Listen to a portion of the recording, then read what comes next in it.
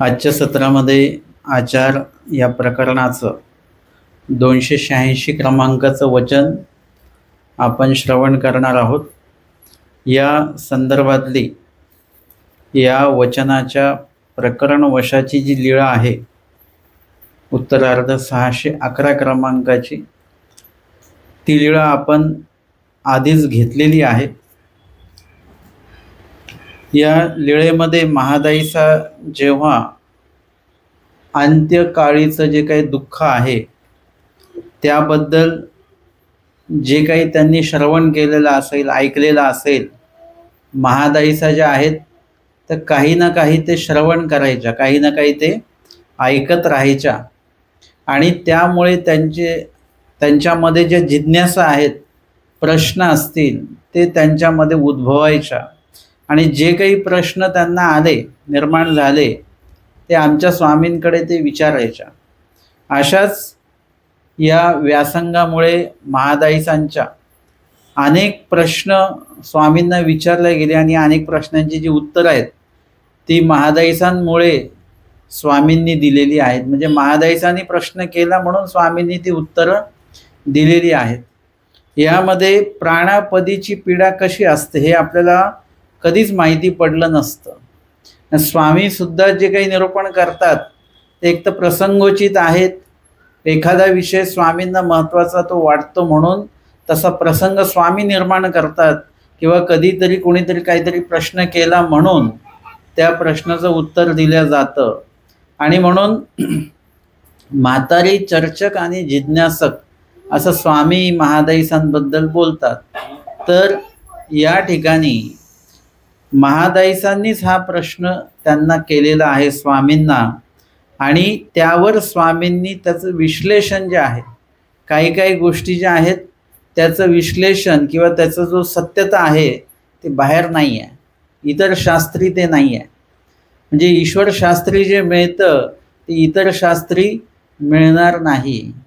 आणि त्या संबंधित स्वामी जर का एखादी गोष्ट अपूर्ण माहिती असेल तर ते स्वामी सांगतात, बाई ते केवी जाणते, ते त्यांना काय माहिती, ते आम्ही तुम्हाला सांगू इथून कसं आहे काय आहे ते। आणि या ठिकाणी सुद्धा प्राणापदीच्या पिढे बाबतीमध्ये इतर ठिकाणी पण माहिती आहेच, पण आमच्या शास्त्रामध्ये काय आहे की त्याचं एक पुरेपूर विश्लेषण जे आहे, पुरेपूर विश्लेषण दिल्या जातं। आणि म्हणून स्वामींनी अंत्यविधीच्या वेळेला, म्हणजे ज्यावेळी देहातनं आत्मा निघणार आहे तो वेळ, आणि त्या वेळेला स्वामींनी महादाईसांच्याच प्रश्नावर हे सांगितलेलं आहे की जर का आपण एखाद्या आजारामध्ये वेसलेलो असू, रमलेलो असू, त्यावेळी जर का देवाचं नाव घेणं जर का थांबलं आपल्याकडनं तर मग त्याचा दोष लागेल का? तर स्वामी सांगतात की शेवटीली चारी घड्या त्या ऐसिया गेलिया तरी काही ना तैसिया गेलिया तरी काही, म्हणजे त्यातल्या त्यात ते हरकत नाही, कारण की त्या व्यक्तीने आधीचा जो काही देवधर्म आहे तो योग्य पद्धतीने केलेला आहे। आता इथे 4 घड्यांचा विषय आहे। याच्या आधीचं वचन जे आहे त्या वचनामध्ये स्वामींनी 2 घडियांचा निर्णय सांगितलेला आहे। अनुसरल्याच्या 2ची घडियापुरती, ते 2 घडी जरी अनुसरण घेऊन तो व्यक्ती जिवंत राहिला आणि नंतर तो सरला तरी देखील त्याचं अनुसरण हे लेखी लागतं, परमेश्वर स्वीकारात घेतात। परंतु तो 2 घडियाचा पुरुष वेगळा आहे बरं का। तसंच हा 4 घडियाचा पुरुष आहे की ज्यामध्ये त्याचं 4 घडिया शेवटच्या ज्या आहेत त्या आस्या गेल्या तर काही, नाम आठवत गेल्या तरी काही, आणि न आठवत गेल्या तरी काही, हे आपल्याला लागू होणार नाही बरं का। लगेच वचनातला आपल्याला विधी लागू होतो, परंतु अशा प्रकारचे जे काही लाभ आहेत ते लाभ आपल्याला सुद्धा लागू होतील, परंतु आपल्याला देखील काय करावं लागेल, त्या पद्धतीने आपल्याला राहावं लागेल की आपल्या 2 घड्या किंवा 4 घड्या त्या लेखी लागतील। अशा पद्धतीने या ठिकाणी काय आहे की स्वामींनी सांगितल्या पद्धतीने ज्या व्यक्तीचं जे वासनिकत्व ज्याच्याकडे आहे, म्हणजे तो नुसता उपदेशी नाही, तो वासनिक आहे, तो वासनिक आहे, तर मग असा जो व्यक्ती आहे त्या व्यक्तीने जर का अनुसरण घेऊन तो 2 घडिया जर का राहिला, वासनिक व्यक्ती बरं का, इतर नाही. आपण समजा स्मरणच करत नाही, कुठल्याही विधिवचनांचं पालन नाही, काही नाही आहे, आणि मग आता आपण मृत्यूच्या 2 तास आधी, घडिया पण नाही, 2 तास आधी अनुसरलो, 2 दिवस आधी अनुसरलो किंवा 2 महिने जरी आधी अनुसरलो आणि विधी मात्र काहीच आचरण आपण करत नाही, तर मात्र कुठल्याही प्रकारचा लाभ जसा असला पाहिजे तसा लाभ नाही होणार. नुसता वेश परिवर्तनाचा लाभ होत नसतो बरं का. नुसतंच वेश परिवर्तन केल्याने, कोणी डॉक्टरांचे कपडे घातल्याने कोणी डॉक्टर होत नाही, किंवा कोणी पोलिसांचे कपडे घातले कोणी पोलीस होत नाही. तसं कोणी संन्यास वेश धारण केलं म्हणून लगेच लोक आपण संन्यासी झालो का? नाही. वेश हा तर फक्त एक औपचारिकता आहे. त्यामध्ये संन्यासत्व त्या वेशाच्या अनुरूप आपल्या मना अंतकरणात उठण्या बसण्या बोलण्यामध्ये सगळ्यामध्ये ते संन्यास धर्म उतरला पाहिजे, है ना. तुम्ही साधारण एखादा रवा जरी भाजत असला तरी त्याचा थोडासा एक घमघमाट यायला लागतो, आहे की नाही. म्हणजे प्रत्येक वस्तू बनवताना एखादा जाणकार व्यक्ती सांगू शकतो की काय तयार होत आहे, त्या वासाने सांगू शकतो. म्हणजे तो वास आला पाहिजे, ती फोडणी लागली पाहिजे. तशा पद्धतीने आपण जेव्हा संन्यास वेश धारण करतो त्यावेळेला त्याच्यामध्ये काहीतरी एक परिमळ त्याच्यामध्ये निर्माण झाला पाहिजे, एक बदल त्याच्यामध्ये झाला पाहिजे, की लोकांनी म्हटलं पाहिजे की बदल आहे बरं का आधीपेक्षा. तर तो संन्यास धर्म म्हणवल्या जाईल. आपल्या सर्व जे ज्ञानेंद्रिय असतील, कर्मेंद्रिय असतील, त्यावर पूर्णपैकी जे आहे नियंत्रण आपल्याला प्राप्त झालं पाहिजे, प्राप्त करता आलं पाहिजे. त्या ज्या काही अनावश्यक सवयी आहे त्याच्यावर नियंत्रण आलं पाहिजे. राग द्वेषादी याच्यावर नियंत्रण आलं पाहिजे. हे कधी? अनुसरणानंतरचं नाही सांगत आहे, हे अनुसरणाच्या आधीचं सांगतोय मी. अनुसरल्यानंतरचा विषय नाही चालू आहे, आधीचा विषय चालू आहे. तुम्ही मग वासनिक दशेमध्ये जाता, है ना. वासनिक आधी व्हावं लागेल आपल्याला. आपल्याला नुसतं नामधारक बनून चालणार नाही. नामधारक तर कोणी का असू शकतं. एखादी वस्तू कोणाकडे दिली आणि ती धारण केली त्यांनी, म्हणजे हातामध्ये धरून ठेवलेली आहे ती वस्तू त्याने, म्हणजे तो धारक झाला फक्त, त्याचा तो मालक नाही झाला किंवा त्याचा तो आचरक नाही झाला. फक्त वस्तू आहे सोबत त्याच्याकडे, त्याचा काही उपयोग नाही. म्हणून नुसतंच नाम धारण नको. सुरुवातीला नामधारकच तुम्ही झाले पाहिजेत, म्हणजे नामाचा स्वीकार करणारे तुम्ही झाले पाहिजेत, आणि नंतर नामाचा उपयोग करून वासनिक दशेमध्ये आपण आलो पाहिजे. हा जो मी विषय सांगतो आहे हा फक्त तुम्ही ऐकणार आहात. तुम्ही वासनिक होण्यासाठी म्हणून काही करणार आहात का, हा तुमचा प्रश्न आहे. म्हणजे वासनिक आधी व्हावं लागेल. आपल्याला संन्यासी व्हायचं नाही आहे, आपल्याला अनुसरलेलं व्हायचं नाही आहे लगेच. तुम्ही जर का लगेच अनुसरलेले झालात तर ते फेल जाईल, ते म्हणजे ते सार्थक होणार नाही ते. कारण की मधली जी स्टेप आहे त्याच्या आधीची जी पायरी आहे वासनिक होण्याची, ती जोपर्यंत आपण होत नाही तोपर्यंत, आहे ना. तुम्ही तेलात काही टाकण्याआधी काय बघता? तेल तापलंय का? तेल जर का तापलं असेल आणि मग जेव्हा तुम्ही टाकलं तर त्याचा एक वेगळा तो असर असतो, आणि तेल गरम होण्याआधी जर का तुम्ही टाकलं तर त्याचा एक वेगळा असर असतो. दोन्ही गोष्टी आहेत. म्हणून ती एक पायरी संपन्न होणं खूप गरजेचं आहे, वासनिक होणं खूप गरजेचं आहे. आणि मग असा वासनिक दशेतला जो व्यक्ती आहे तो कसा आहे माहिती आहे का? तो विना वस्त्र संन्यासी आहे. संन्यास वस्त्र त्याच्या अंगावर नाहीत, आणि संन्यास वस्त्र अंगावर नसताना, प्रापंचिक कपडे अंगावर असताना तो संन्यासी आहे. त्याच्याकडे ज्ञान आहे, त्याच्याकडे सांगण्याचं निरूपणाचं त्याच्याकडे बीजरूपता आहे, ऐकण्याची बीजरूपता आहे, त्याच्याकडे स्मरण आहे, त्याच्याकडे सेवादास्य आहे, त्याच्याकडे कार्यतत्परता आहे असं सगळं बघायला मिळेल. म्हणून तुम्हाला खूप क्वचित उपदेशी लोक असे दिसतील की ते तुम्ही म्हणता ते खूप हुशार आहेत बरं का, ते अभ्यास झालेला आहे त्यांचा, जाणकार आहेत, की त्यांना बघितल्यानंतर भेटल्यानंतर एक वेगळं वातावरण तयार होतं. वासनिक दशेतला व्यक्ती, प्रापंचिक व्यक्ती आहे, परंतु तो जाणीवपूर्वक त्या गोष्टी तो करत असतो. राग द्वेष वगैरे ह्याचं नियंत्रण सगळं तिकडे झालेलं असतं. तुम्ही मंदिरात यायच्या आधी पाय धुता की आल्यानंतर पाय धुता? आतमध्ये हॉलमध्ये आल्यानंतर पाय धुता की आधीच पाय धुतो? खूपशा 99% गोष्टी अशा आहेत की त्या आधी कराव्या लागतात.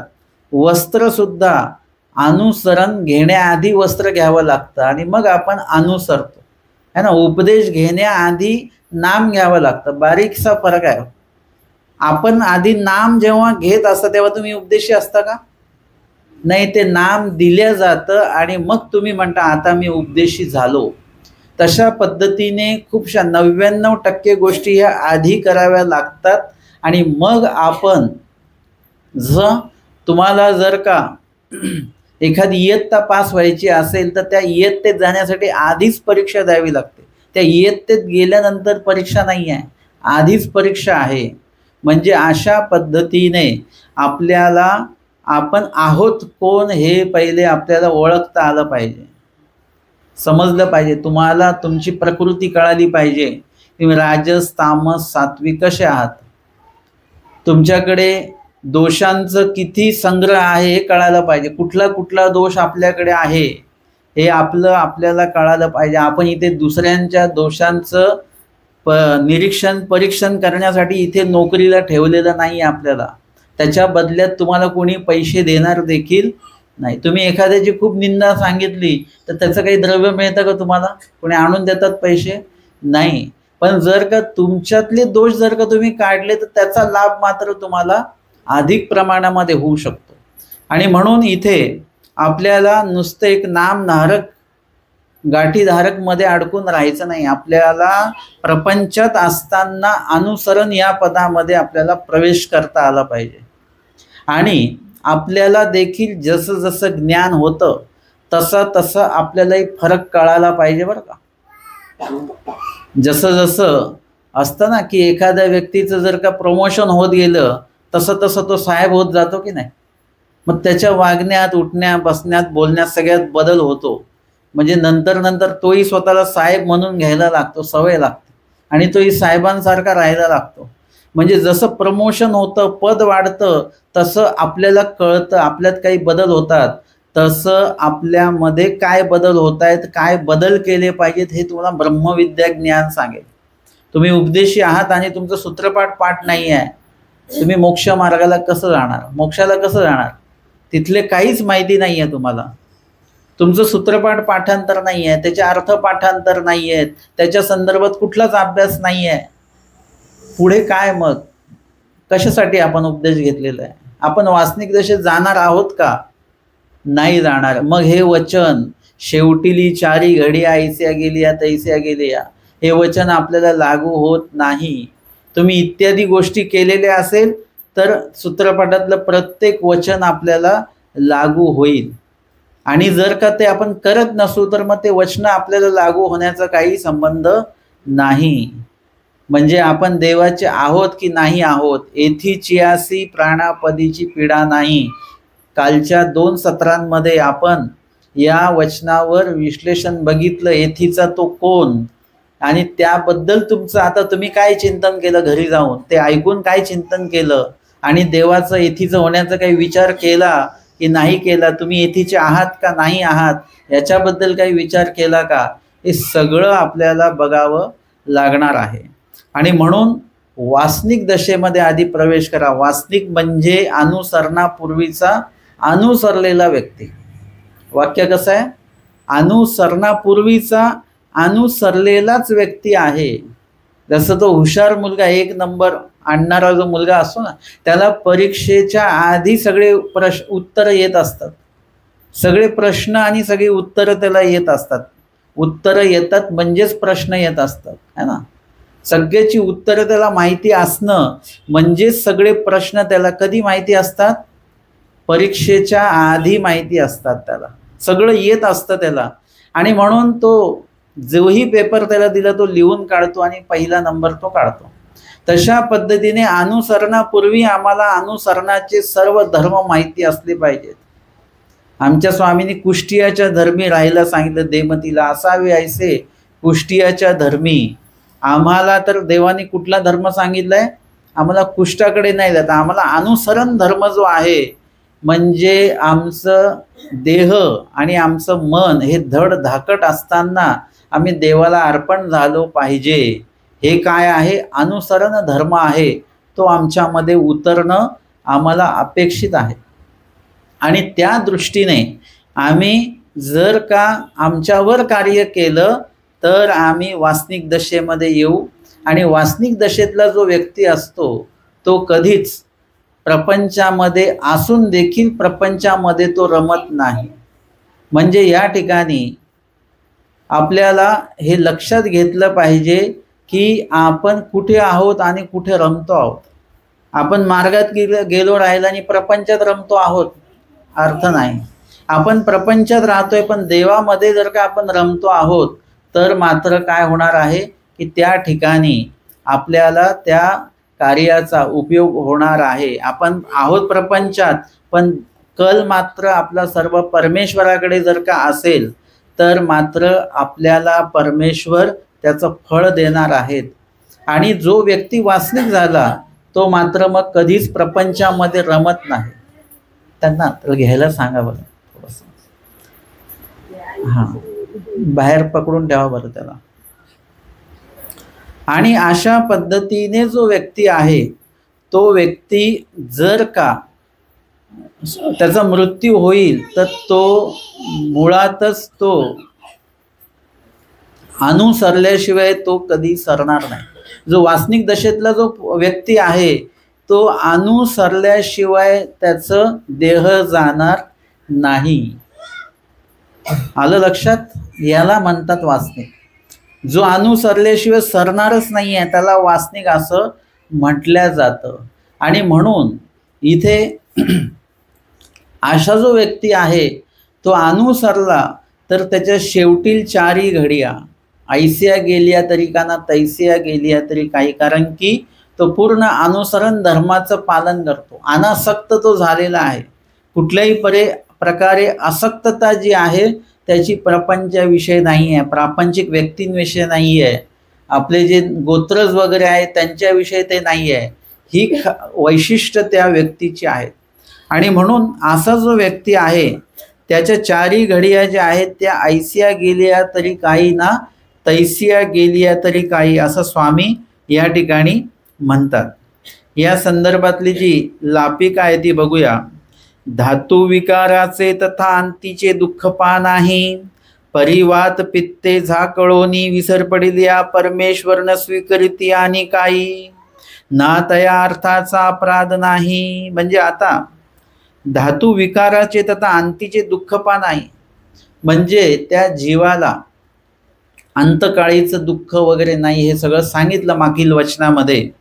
किंवा त्याचे वात कफ पित्त वगैरे ह्या गोष्टी ज्या आहेत त्याच्या विकरण्यामुळे देखील काही हे घडत असेल तर तसंही होणार नाही आहे. परी वात पित्ते झाकुळूनी विसर पडिल्या, जर का त्याच्यामुळे देवाच्या नामाचाच विसर पडला तर काय होईल बरं? ना परमेश्वर स्वीकरिती, परमेश्वर न स्वीकरिती आणि काही म्हणजे देव स्वीकारणार नाहीत का? ना तयाच अर्थाचा अपराध नाही, नाही असं काही होणार नाही. किती देवाला तो विसरला जरी तरी हे लक्षात घ्या की अंतर्मनामध्ये त्याची साधना सुरू असते.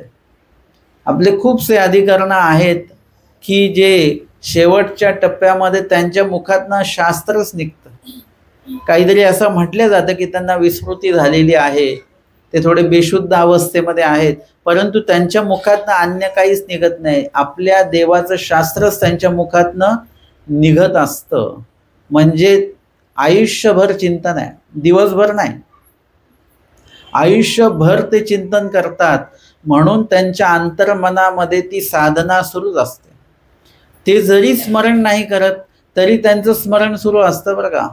त्यांना वेगळं आवर्जून बसून वगैरे स्मरण करावं नाही लागत.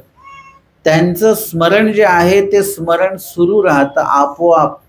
स्वामी सांगतात, तयाचे उठणे बैसणे इतुलेही वाया न वचे.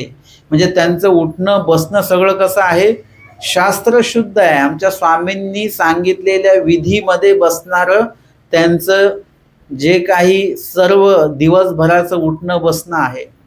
आमचे स्वामी सांगतात, तयाचे उठणे बैसणे. आणि त्याचं प्रमाण आपल्याला म्हणतं की भांडारेकारासारखं उठो बैसो कवणीच नेणे.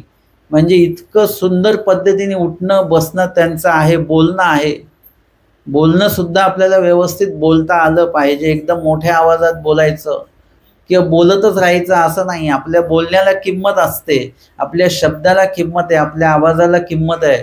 काय शब्द बोलायचे, किती बोलायचं, किती वेळ बोलायचं आणि किती मोठ्या आवाजात का कमी आवाजात बोलायचं, हे सगळं त्याच्यामध्ये ठरतं. हे सगळं कार्य कौशल्य नीळभट्ट भांडारकरांकडे आहे. म्हणून 16 वर्ष स्वामींना ते सेवा देऊ शकले. इतकी त्यांनी सेवा दिलेली आहे की शेवटच्या टप्प्यात स्वामींनी त्यांची सेवा केलेली आहे.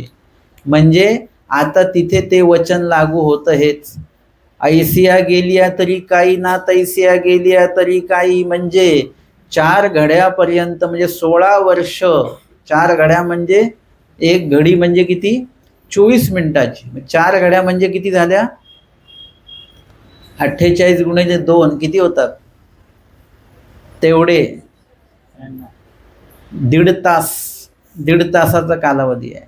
आता 1.5 तासच पकडून चालायचं का, किंवा एकच घडी किंवा 4च घडी किंवा 2च घडी पकडून चालायचे का, नाही. ते 4 घडिया आई शेवटील 4 घडिया म्हणजे नीळभट्टांच्या ज्या 4 घड्या आहेत, म्हणजे 16 वर्षाच्या 4 घड्या झाल्या. आता त्या कशा गेल्यात, ऐसिया गेलिया म्हणजे स्वामींचं सेवा दास्य करण्यात त्यांचे ते 4 घड्या म्हणजे 16 वर्ष गेले त्यांचे. आणि ऐसिया गेलिया ना तैसिया गेलिया तरी काही. तैसिया म्हणजे त्या शेवटच्या टप्प्यात स्वामींनी त्यांची सेवा केली. आता त्या काळात ते स्वामींची सेवा करू शकले नाहीत. मग जेवढ्या वेळ स्वामींची सेवा केली ते तर लेखी लागलं, पण जेवढ्या वेळ स्वामींची सेवा नाही केली त्याचा दोष लागला असेल. स्वामींनाच त्यांची सेवा करावी लागली. नाईसिया गेलिया तरी काही ना तैसिया गेलिया तरी काही. काही दोष लागला नाही नीळभट्ट भांडारेकरांना, कारण की त्यांनी ते जोडलेलं होतं की देवानी त्यांची सेवा करावी. कसं जोडलं असेल हे, कारण की देवाचे नीळभट्ट भांडारेकार किंवा आमचे भट्टोबास माहीम भट्ट उपलक्षणे जे जीव आहेत, जे भरवसेन उद्धारणारे बाईसांसारखे जीव आहेत, अशांची सेवा, आडणीची सेवा कुठेतरी नीळभट्ट भांडारेकरांना मागील पूर्व जन्मामध्ये ती घडलेली असावी, असं माझं चिंतन मी सांगतोय तुम्हाला. आणि ती अशी सेवा आहे की त्या सेवेच्या बदल्यामध्ये देवाने काय द्यावं. देव परस्परे काही देऊ इच्छित नाहीत. ते परस्परे काय द्यायचे ते अदृष्टभर त्यांना मिळणारच आहे, परंतु इथे स्वतः जाऊन देवाला भेट द्यायची आहे. एखादा मोठा व्यक्ती आहे, त्याचं कोणी काही काम केलं तर तो परस्परे त्याला पैसे पाठवून देईल किंवा वगैरे, परंतु जर का त्या व्यक्तीच्या मुलाला जर का त्यांनी वाचवलं असेल तर तो किती मोठा माणूस असो, तो स्वतः जाऊन त्याला भेटणार आहे. काय त्याला द्यायचं, तो द्रव्य वगैरे देणार तो भाग वेगळा, पण स्वतः जाऊन भेट घेणार की कोणी माझ्या मुलाला वाचवलं. तशा पद्धतीने परमेश्वराची जी अपत्य आहेत, म्हणजे जे परमेश्वराचं अधीनत्व स्वीकारून म्हणितलेकरण करणारे जे जीव आहेत, त्या जीवाचं जर का आपण सेवादास्य केलं, आपण त्यांच्या उपयोगी पडलो, तर परमेश्वर ते नोंद करून ठेवतात. देवावर आपण उपकार करू शकत नाही, पण देव उपकार मानतात. देव त्याच्यामध्ये काही ना काही, परमेश्वर कुठली गोष्ट फुकट घेत नाही आपल्याकडनं, त्याच्या बदल्यामध्ये काहीतरी आपल्याला ते देत असतात. म्हणजे आपण परमेश्वर कुठल्याच अर्थाने उपकार करू शकत नाही. सर्वार्थाने या जगामध्ये कुणी जर का उपकार करत असेल, प्रत्येक जीवावर ते फक्त परमेश्वरच करू शकतात. आपण जेवढ्या जीवांवर आपण उपकार करतो त्यांच्या बदली आपण काहीतरी त्यांच्याकडनं घेत असतो, किंवा जे आपल्यावर उपकार करतात त्यांनाही आपण त्या बदली काहीतरी देत असतो. उपकार हा विषय राहतच नाही. उपकार म्हणजे त्यांनी ते कार्य आपल्याविषयी चांगलं केलं आणि त्या बदल्यात आपण त्यांना काहीच देऊ शकत नाही, याला उपकार असं म्हटल्या जातं. उपकार हे कधीच फिटल्या जात नाही. आणि अशा प्रकारचं जे काही उपकार आहेत देवानी आपल्यावर पार मूळ सृष्टीपासनं ते सुरू केलेले आहेत आणि आपण प्राप्तीला जाईपर्यंत परमेश्वराचे ते उपकार जे आहेत ते आपल्याला प्राप्त होत राहणार आहेत.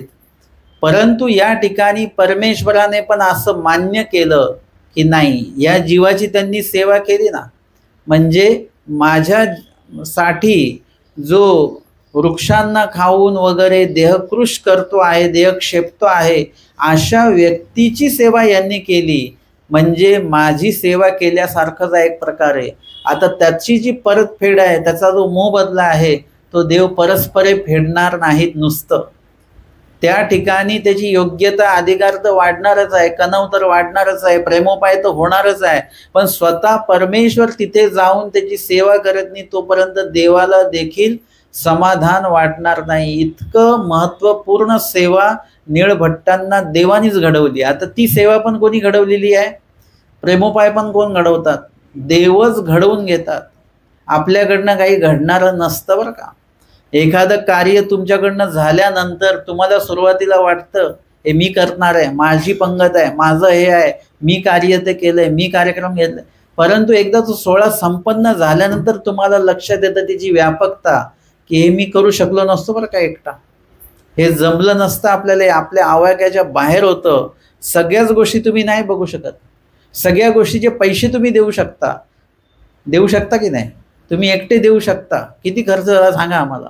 परंतु त्या कार्याचं त्या कार्यामधले सगळे छोटे मोठे कार्य तुम्ही करू शकत नाहीत.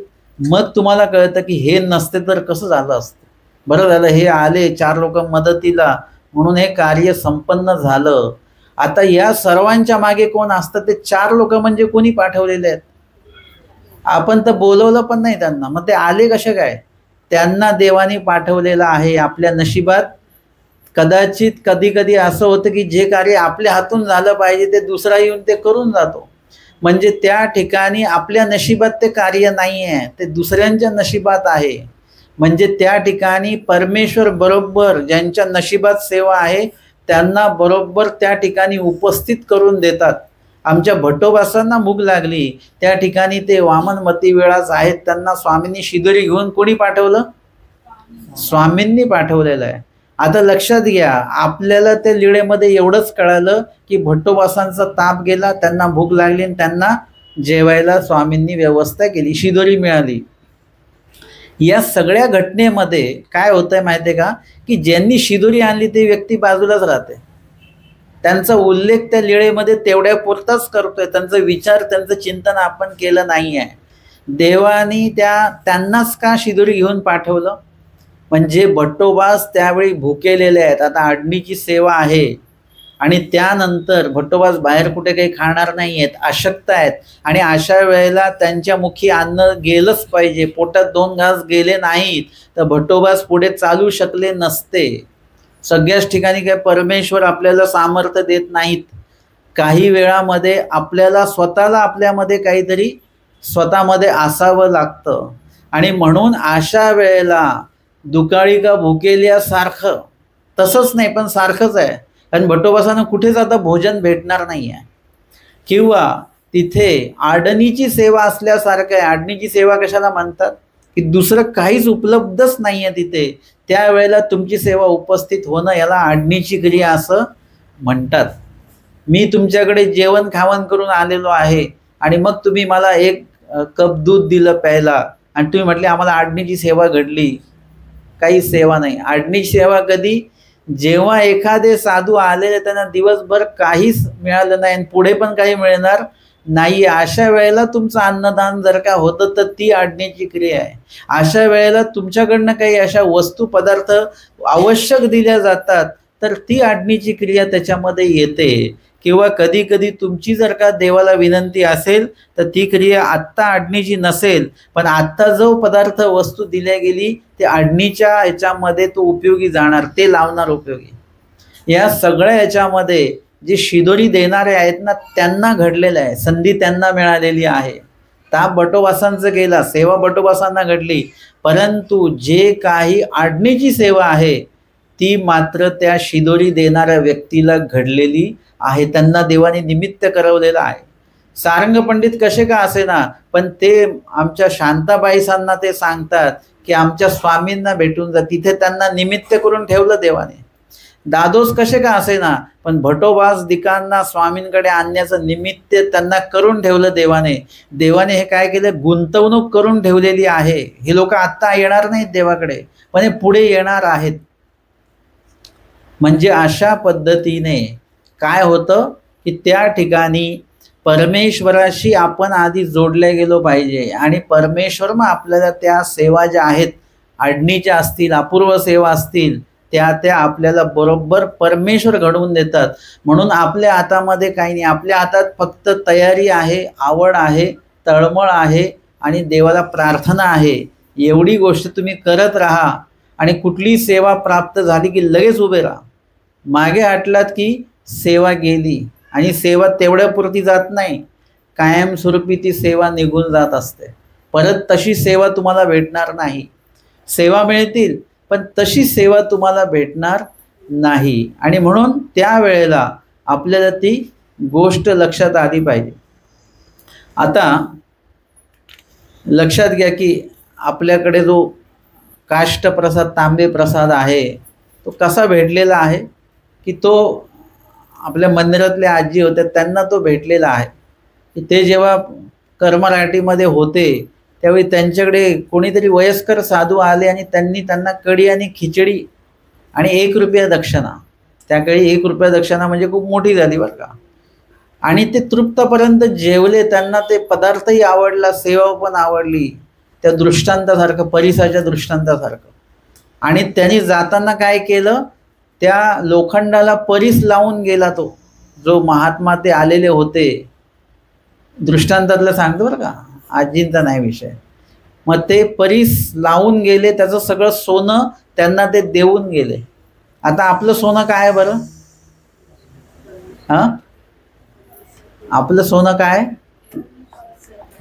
विशेष दृष्ट पदार्थांमध्ये आपलं सोनं काय? विशेष ना. दागिने आणून द्या उद्या इथे सगळ्यांना. म्हणजे आपल्यासाठी महत्त्वपूर्ण काय आहे? सोनाराचा स्पर्श झालेला आपल्यासाठी महत्त्वाचं नाही, देवाचा स्पर्श ज्याला झालेला आहे ते आपल्या घरामध्ये आहे. धातू, वस्त्र, काष्ट, पाषाण जे काही असेल तुमच्याकडे ते जास्त महत्त्वाचं आहे. आणि त्यावेळेला ते जे महात्मे आलेले होते ते जेवले वगैरे, आणि त्यांनी दुसऱ्या दिवशी जाताना सकाळी तो काष्टमणीचा प्रसाद आणि तो तांबे प्रसाद, म्हणजे तो जवळपास 80 मध्ये तो मिळालेला आहे, 80च्या पण आधी मिळालेला आहे. म्हणजे हे काय आहे, सेवा. आता ते जर का म्हटले असते की आमच्याकडे सोय होणार नाही, मग काय झालं असतं? तो मिळाला असतं का प्रसाद वगैरे? नसता मिळाला.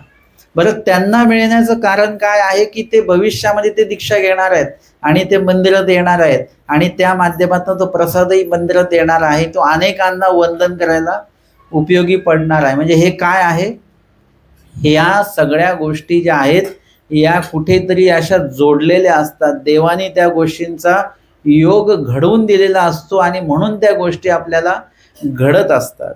आणि म्हणून इथे निळभट्ट भांडारेकरांची सेवा आमचे स्वामी करतात. त्यावेळी त्यांच्या शेवटच्या ज्या घडी आहेत त्या देवाच्या सेवेमध्ये गेलेल्या जरी नसल्या, शारीरे देवाची सेवा घडली नाही, पण मानसिके मात्र स्वामी सांगतात करी वासना न सांडावी.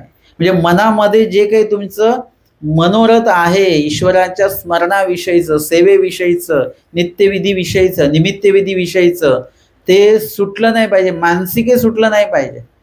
तुम्ही जरी निरूपणाला येऊ शकले नाहीत तरी तुमचं मन मात्र निरूपणाकडे असलं पाहिजे. तुम्ही देवपूजेला जाऊ नाही शकले, अधिकरण भेटीला जाऊ शकले नाही, मार्ग सेवेला जाऊ शकले नाही, पण तुम्ही मात्र मानसिके त्या सेवेमध्येच असले पाहिजे. शारीरे तुम्ही प्रपंचात आहात पण मानसिके मात्र तिथे असलं पाहिजे. अशा प्रकारे जर का आपण असू शेवटच्या टप्प्यामध्ये, तर अंतरसाधनेमध्ये, अंतर्मनामध्ये आपली अंतरसाधना सुरू राहते. आणि मग त्या घडिया ऐसिया गेलिया तरी काही ना तैसिया गेली तरी ना तैसिया गेलिया तरी काही, तेव्हा फरक नाही पडत.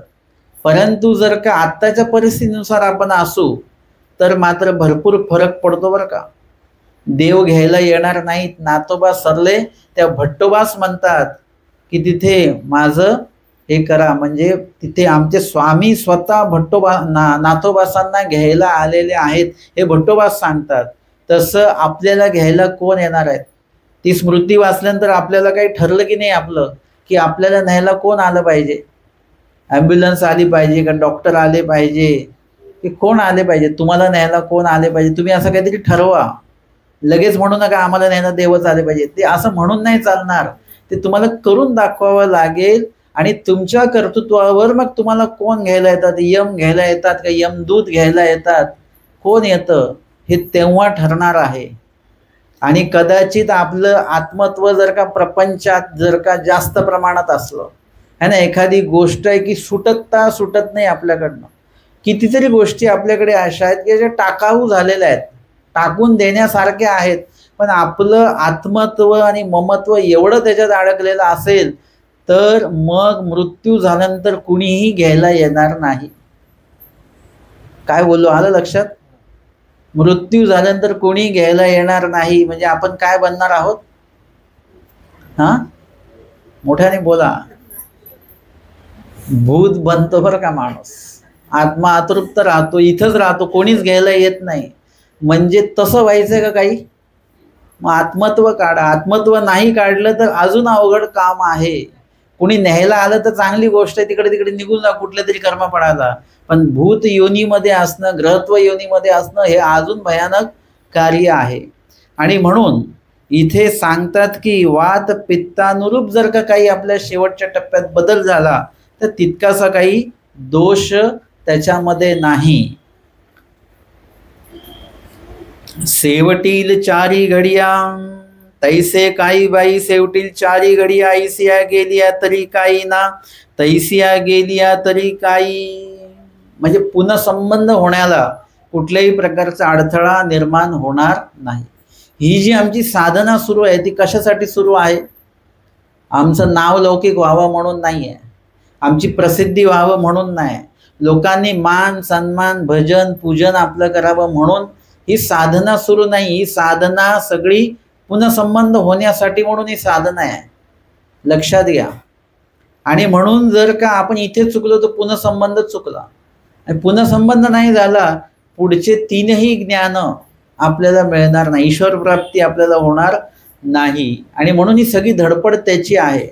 आणि म्हणून हा प्रश्न आहे की जर का असं झालं आणि आमचं स्मरण जर का ठाकलं, आपण आधीच्या सत्रामध्ये बघितलं की त्यामध्ये मृत्यूच्या वेळेला आपली परिस्थिती कशी असावी, कसा मृत्यू यावा हे काही आपण ठरवू शकत नाही. आपला मृत्यू कुठे होणार आहे, कसा होणार आहे, त्यावेळेची परिस्थिती काय असणार आहे, आपण शुद्धीवर असणार आहे का, आणि शुद्धीवर असले तरी आपल्याला देव आठवणार आहे का, हे सगळ्या गोष्टी आपण आत्ता ठरवू शकत नाही. काहीच आपल्या हातात नाही.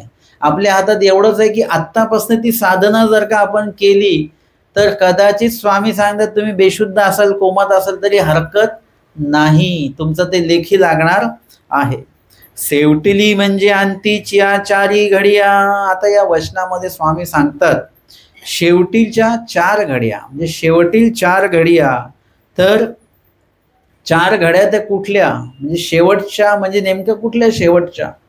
एक तर सांगितलेलं आहे ब्रह्मचारी, गृहस्थ, वानप्रस्थ, म्हणजे ब्रह्मचारी अवस्था संपण्याच्या आधीच्या 4 घड्या, की वानप्रस्थ किंवा गृहस्थ आश्रम संपण्याच्या आधीच्या 4 घडिया वगैरे कुठल्या घडिया सांगतात ना. शेवटील म्हणजे अंतीचिया, म्हणजे ज्या दशेचा शेवट असं नाही, देहाचा शेवट ज्याच्यामध्ये आहे अशा अशी जी काही वेळ आहे त्याला मृत्यू काळ आपण बोलतो.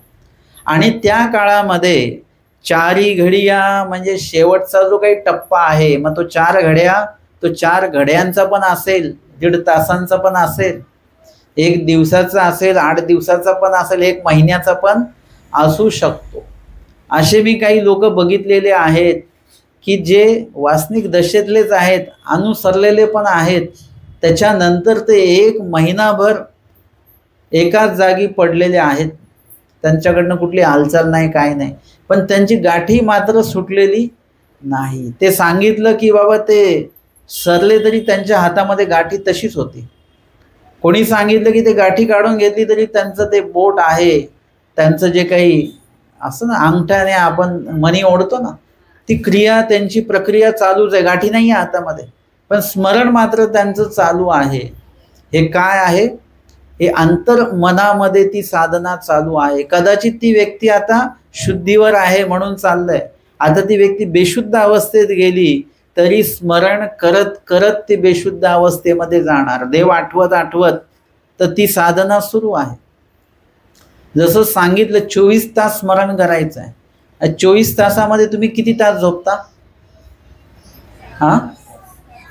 7 तास झोप. 7 तास म्हणजे 24 मधनं 7 काढले, किती राहिले? 17.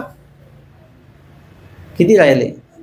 तेवढे तास स्मरण होत आहे आणि बाकीचे 7 तास आपलं स्मरण नाही, बंद पडतं. आपण झोपतो त्यावेळेला, झोपावं लागतंच ना. तिथे व्यवस्था सांगितली की झोपताना स्मरण करत करत त्या निद्रेच्या अधीन होऊन जायचं. आणि असं केलं तर स्मरण करत करतच तुम्ही उठणार, तर मग तो झोपेतला जो काळ आहे ना तो पण लेखी लागतो त्याच्यामध्ये. म्हणजे आपल्या अंतर्मनामध्ये ती साधना सुरू राहते. मनी वसे ते स्वप्ने दिसे. आपल्याला भूताची स्वप्न पडत असतील, मामाजींनी आम्हाला सांगितलं, तुम्हाला खराब आणि भूताची स्वप्न पडतात म्हणजे तुम्ही देव आठवत नाही, तुमच्या मनात देव नाही, हे सरसकट समजून चालायचं. आणि ज्यांच्या मनात देव आहे त्यांना स्वप्न कोणाची पडतील?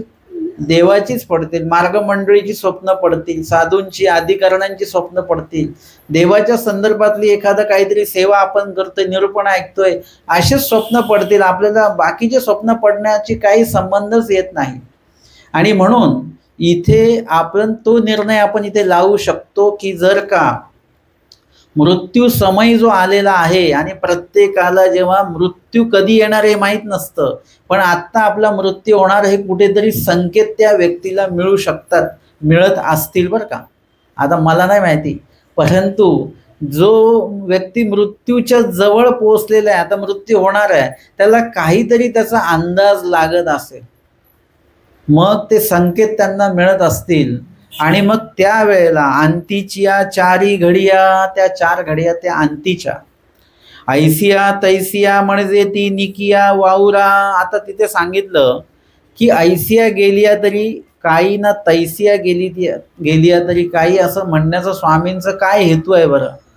म्हणजे नेमकं असं का म्हटलं देवानी ऐसिया तैसिया, कशाही गेल्या तरी? म्हणजे ऐसिया तैसियाचं एकच शब्द जर का आपल्याला घ्यायचा असेल तर तो कसा येईल शब्द? कशा जरी.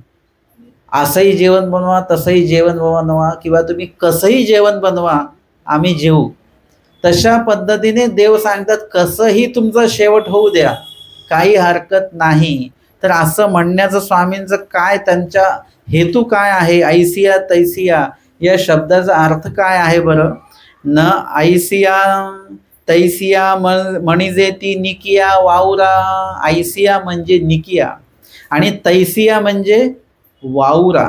निकिया म्हणजे चांगला वेळ जर का तुमचा जात असेल, स्मरण करत करतच आपलं देह गेलं, देह जात नसतं, जीव जात असतो. आपण जर का स्मरण करत करत जीव सोडला तर मग काही हरकतच नाही. निकिया ते तर चांगलीच गोष्ट आहे, त्याला कुठलाही संदेह नाही त्या व्यक्तीला. परंतु वावरा म्हणजे स्मरण न करत करत स्मरण आपण जर का सरलो तर, शेवटच्या वेळेला मुखात नाम नसेल तर काय होईल, तो एक प्रकार त्याच्यामध्ये सांगतात. स्मृती विस्मृती म्हणजे कसं बरं? ऐसिया तैसिया म्हणजे काय, किंवा निकिया आणि वावरा म्हणजे नेमकं काय? निक आणि काय वावरा? ना, निकया म्हणजे स्मृती आणि वावरा म्हणजे विस्मृती. म्हणजे स्मृती म्हणजे देवाची आठवण आहे, हे निकिया आहे, चांगलं आहे, ऐसिया आहे ते. आणि तैसिया म्हणजे वावरा म्हणजे विस्मृती, देवाला आपण विसरून गेलेलो आहोत, असं जर का असेल तर.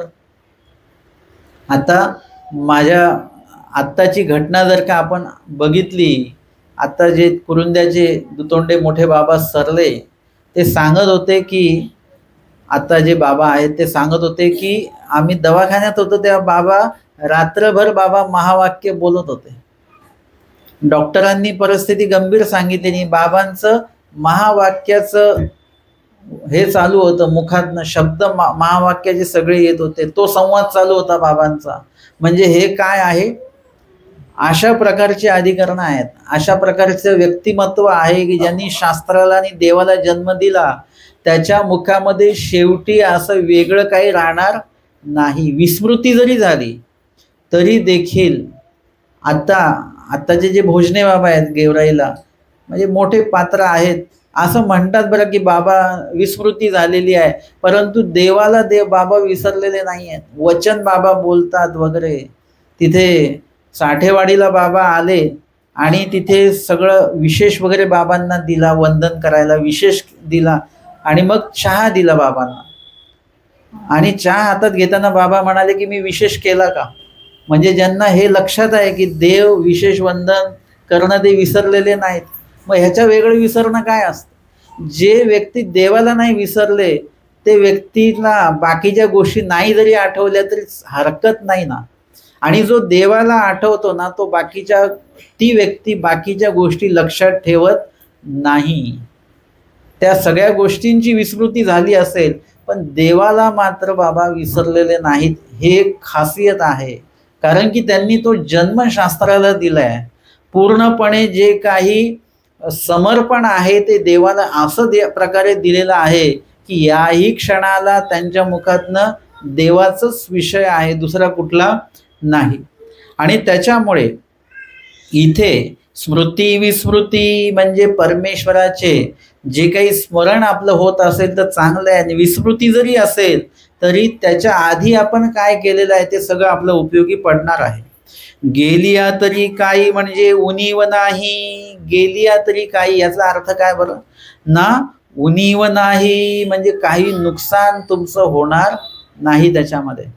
आता आपण अजून एक लीळेचं उदाहरण घेऊया, म्हणजे या विषयाच्या संदर्भातलं, की आमच्या स्वामींचं निरूपण चालू आहे, भटोबास ते निरूपण ऐकतायत आणि बाईसा काय करतात, त्यांना पाणी आणायला पाठवतात.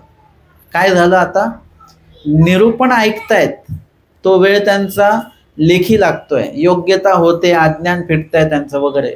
आता ते पाणी आणायला गेले, आता तरी सुद्धा निरूपण जर का चालू असेल तर भटोबासांचं नुकसान झालं का? काही नुकसान नाही झालं.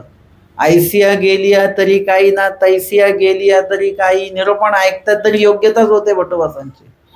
आणि निरूपणातनं बाईसा त्यांना उठवतात, कारण की स्वामींसाठीच पाणी आणायचं आहे.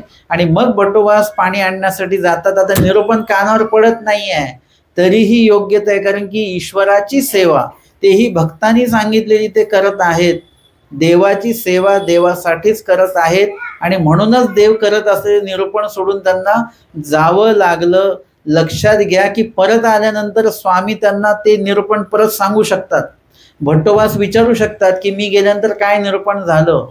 आपण विचारतो की नाही, काय विचारतो माहिती नाही. जे सत्संगाला येत नाहीत है ना, न पाळतात, जे पोथीला येत नाही ते विचारतात का कालच्या निरूपणात काय झालं, परवाच्या निरूपणात काय झालं, विचारतात का कोणी? काही विचारत नाही कोणी. ते विचारतात काल काय होतं पंक्तीला, आज हे आहे तर काल काय बनवलेलं, पहिल्या दिवशी काय बनवलेलं. आपल्याकडे ही यादी असते, पण कालच्या निरूपणात विषय कुठला होता ही यादी आपल्याकडे नसतेच. मागच्या वर्षी कुठला विषय लावलेला आपण आठवतं का? नाही आठवत. आपण विचारत नाही, त्या चिंतनात राहत नाही, त्याच्यामुळे आपल्यामध्ये ती विस्मृती आहे. आपलं अवघड काम आहे. परंतु भट्टोबास मात्र नंतर आल्यानंतर विचारणारे भट्टोबास बघा किती लाभ आहे त्यांना, की निरूपण सुद्धा जे सुटलेलं आहे ते परत स्वामी सांगतील किंवा त्यांना ते ऐकायला मिळणारच आहे आणि सेवा पण मिळाली. दोन्ही लाभ त्यांना मिळतात. एक लाभ भेटता भेटता दुसराही लाभ त्याच्यात भेटतो. आपण एक लाभ भेटता भेटता बाकीचे सगळे लाभ आपले सुटून जातात आणि ज्या लाभासाठी आपण धडपडलो तो लाभही आपला गेला. काहीच धड आपल्याला प्राप्त होत नाही. भट्टोबासांना दोन्ही लाभ प्राप्त होतात. ना ऐसिया गेलिया तरी काही ना तैसिया, म्हणजे सेवेला जरी गेले भट्टोबा, निरूपणाला जरी नाही तरी त्यांची योग्यताही होणार आहे. लक्षात घ्या. ज्ञान तर ऐकायचंच आहे, आपल्याला ज्ञान वाढवायचंच आहे, पण त्याच वेळेला ज्ञानाचा तिथे दुसऱ्या बाजूला उपयोगही करून घ्यायचा आहे. मी ते उदाहरण एक वेगळं देतो थोडंसं, की आपण भजी काढतो, मग भजी 4-5 किलो भजी काढल्यानंतर खायला घेतो का आपण? कसं करता तुम्ही? हा, असं काढलं की तसंच ते थंड होण्याच्या आधी ते खाल्ले गेलं पाहिजे. एकीकडे निर्मिती आहे आणि एकीकडे त्याचं ग्रहण सुद्धा आहे. तसं एकीकडे आमचं ज्ञान आम्ही घ्यायचं आहे, अर्चकत्व ज्ञानाचं करायचं आहे, ज्ञान एकीकडे घ्यायचं आहे आणि त्याच वेळेला सेम टाइम आपल्याला तिथे दुसऱ्या बाजूला त्याच ज्ञानाचं लगेच आचरण सुद्धा लगेच सुरू करायचं आहे. लगेच करायचं असतं, ते पुरण गरम असतं, त्याच वेळेला ते लाडू बांधायचे आहेत. तुम्ही नंतर 1 तासाने मला वेळ भेटला की मी करेन लाडू, तर तसे ते लाडू होत नाही. त्याच वेळेला ते एका विशिष्ट वेळात ते करावे लागतात. तशा पद्धतीने तुम्ही म्हटले आम्ही ज्ञान घेऊन ठेवू आता आणि नंतर मग आचरण करू, जेव्हा संन्यास घेऊ वगैरे, असं काही होत नसतं. ते लगेच आचरण केलं तर ते ज्ञान जिवंत राहतं आपल्यामध्ये. नाहीतर आपल्यामध्ये ते ज्ञान येऊन सुद्धा आपल्याकडे जिवंतपणा येत नसेल तर ते ज्ञान कार्यरूप नंतर राहत नाही आणि आठवतही नाही, धरल्याही जात नाही, शिल्लकही राहत नाही आपल्याकडे. काल काय आपण ऐकलं हे जर का आज आपल्याला आठवत नसेल तर मग आपल्याकडे ज्ञानाची बैठक किती महत्त्व दिलंय त्या बैठकीला, हा एक प्रश्नचिन्ह आहे. आणि म्हणून भट्टोपासांसारखे जे व्यक्ती आहेत त्यांच्या बाबतीमध्ये जर का असं झालं तर ते म्हणतात की उणीव नाही. म्हणजे जरी असं झालं, निळभट्ट भांडारेकरांचाच विषय आपण घेतो आहोत, तर उणीव नाही. किंवा कवीश्वर बासांसारखं आपण त्या स्मृतीमध्ये बघितलं की ते एकदम बेशुद्ध झालेले आहेत. किंवा आमच्या आचार्य भट्टोबासच स्वामींच्या वियोगी त्यांनी भान हरपलेलं आहे भानखेडीला, आणि त्यावेळेला काहीच हे नाही होत. त्यावेळेला महादाईसांनी जेव्हा त्यांना सावध केलं तेव्हा ते म्हणतात चला देवाकडे जायचं आहे, देवाने बोलवलेलं आहे. ते म्हणतात स्वामी आले का? पहिला प्रश्न काय विचारला त्यांनी? मला तहान लागली, मला भूक लागली आहे वगैरे, अशक्तपणा आला नाही. स्वामी आले का? पहिले देवाबद्दल त्यांनी ते विचारलेलं आहे. हे यतीच्या ज्ञानीयाचं लक्षण आहे. अशी ज्या व्यक्ती आहेत ते शेवटच्या टप्प्यात बेशुद्ध जरी असल्या, मृत्यूसमयी देवस्मरण त्यांचं होत जरी नसेल तरी उणीव नाही. म्हणजे त्याच्यात त्यांचं कुठलंही नुकसान त्याच्यामध्ये होणार नाही. आता दुसरा भाग मी सांगेन की या सर्व लोकांनी आयुष्यभर देव केलेला आहे. शेवटच्या टप्प्यात नाही आठवलं त्यांना देव, तर स्वामी सांगतात उणीव नाही.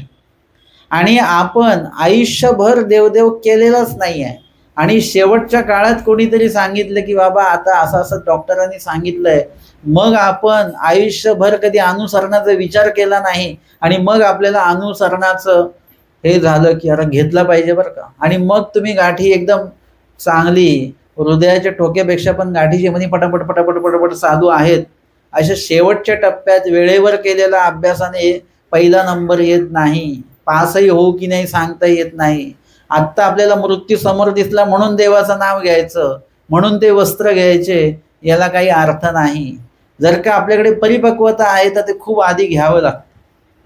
तुम्हाला जी ती पॉलिसी देतात, किती वयापर्यंत देतात पॉलिसी? ते विचारतात तुमचं वय किती आहे, काय आजारपण आहे का वगैरे वगैरे. असं काही असेल तर ते पॉलिसी मिळत नाही. ही अनुसरण पॉलिसी आहे. याला सुद्धा तुम्हाला काय काय लागतं, तुमचं देह धडधाकट असावं लागेल. रुजाग्रस्त देह घेऊन जर का आपण गेलो तर चालणार नाही. आपलं देह धडधाकट असलं पाहिजे. सेवादास्य नाही, तुम्ही अटल विजनला जाऊ शकता, मार्गात सेवादास्य करणार सारखं तरी आपलं देह असलं पाहिजे. आज आम्ही मार्गात कितीतरी वयस्कर अशा साधू बघतो की ते त्यांना काही अटल विजन त्यांना जमणार नाही आहे, परंतु मार्गसेवा मात्र त्यांची चालू आहे. ते तिथे राहतात, थांबतात आणि सर्व ते करतात. म्हणजे इत्यादी प्रकारे जर का आपण आपल्या बाबतीमध्ये असं तरी झालं पाहिजे. आणि शेवटच्या घडीला जर का आपण देवदेव देवदेव करत असू तर त्याच्याने ती एक परिपक्वता आपल्यामध्ये येणार नाही. हे देहीचे वाता पितानुरूप, हे का बरं? उणीव का नाही? स्वामी का म्हणतात ऐसिया गेले तरी, म्हणजे अशी सूट का दिलेली आहे? कारण की हे जे काय होतं, तर तो जो काही प्रकार होतो हे देहीच्या वाता पित्तानुरूप आपल्या देहाचे जे काही वात कफ आणि पित्त आहे याच्यावर आपली प्रकृती असते बरं का.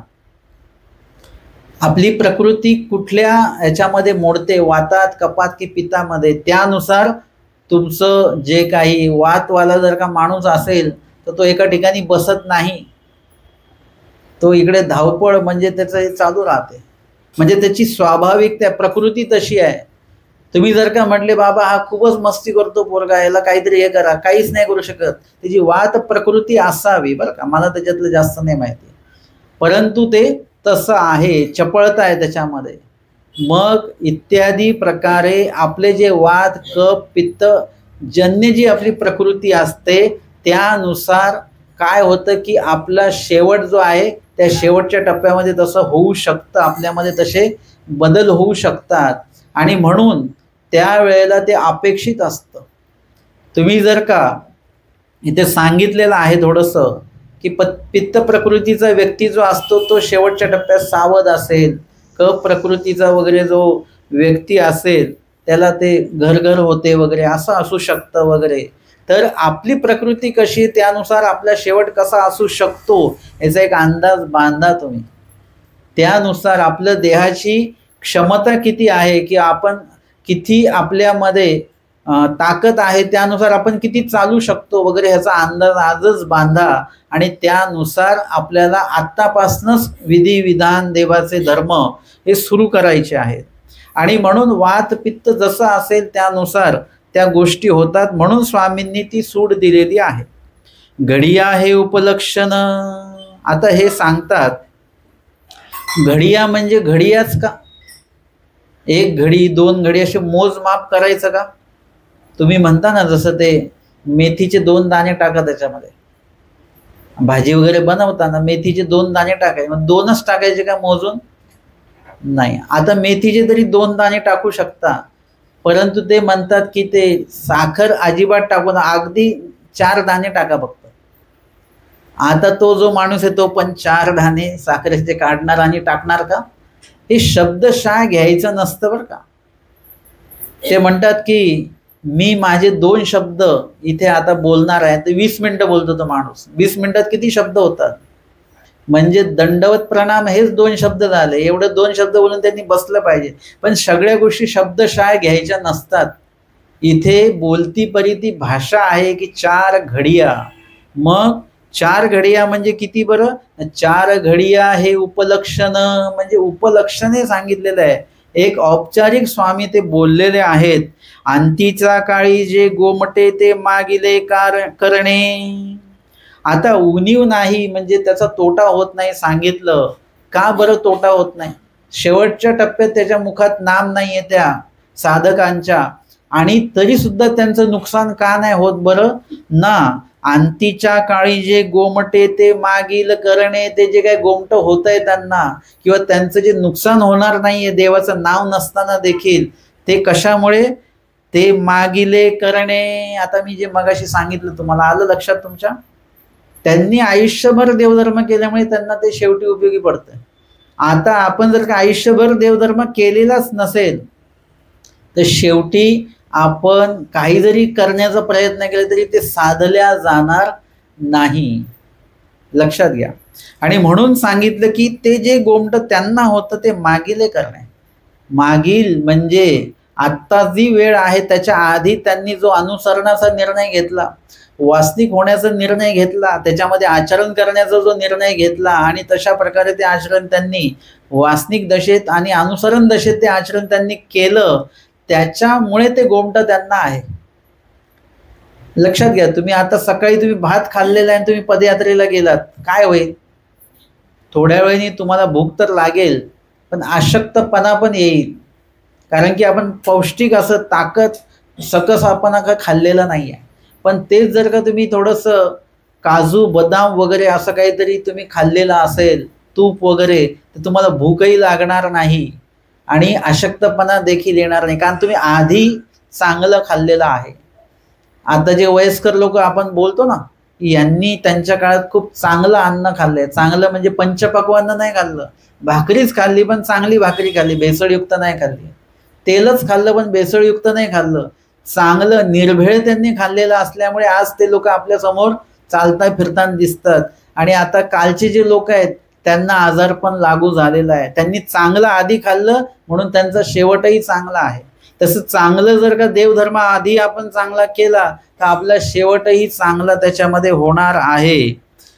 अपराध तो काहीची नाही. आणि जरी समजा मागील करणामुळे त्यांना गोमट होतं पण आत्ता स्मरण करत नाही त्याचा त्यांना दोष लागत असेल ना, अपराध तो काहीची नाही, म्हणजे जरी आत्ता स्मरण घडत नाही, करत नाही, तरी सुद्धा दोष त्याच्यामध्ये त्यांना होणार नाही. अशी एक प्रकारची ग्वाही जी आहे ती परमेश्वराने आमच्या स्वामींनी या वचनाच्या माध्यमातनं त्या ज्ञानियांसाठी, आचरणवंतांसाठी, स्मरणनिष्ठांसाठी, नित्य निमित्त विधी नियमाने आचरणाऱ्यांसाठी हे वचन स्वामींनी या ठिकाणी निरूपण केलेलं आहे. आजच्या सत्रामध्ये आपण या ठिकाणी आचाराचं 286 क्रमांकाचं वचन आणि त्या संदर्भातली उत्तरार्ध 611 क्रमांकाच्या लीळेचा प्रकरणवश जो आहे त्याचा संदर्भ आपण या ठिकाणी बघितलेला आहे. दंडवत हो.